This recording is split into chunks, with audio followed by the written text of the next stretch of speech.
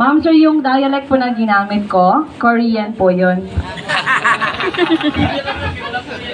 Bagong version yun, sir. Ako lang nakakaalam.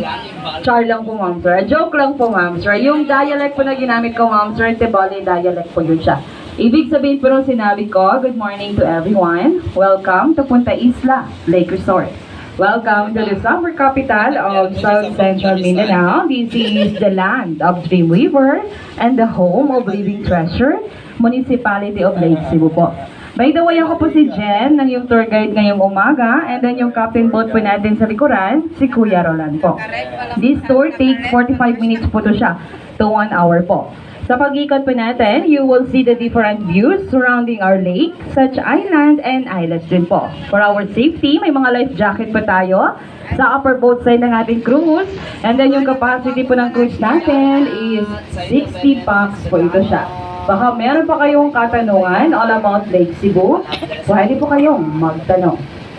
Baka nagtataka po kayo, Ma'am Sir, Lake Cebu yung tawag po dito sa lugar po namin. Dahil po yun siya sa tribal word po. Mostly po dito sa lugar po namin, 65% po yung mga Tebali people or indigenous people po kung kami po ay tawagin. Sa word po na Lake Cebu, yung tribal word po dyan ay yung Cebu.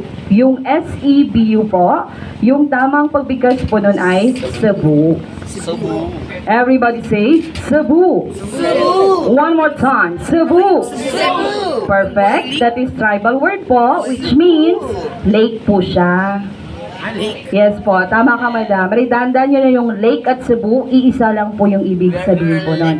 Lake, lake or Cebu, Cebu po siya.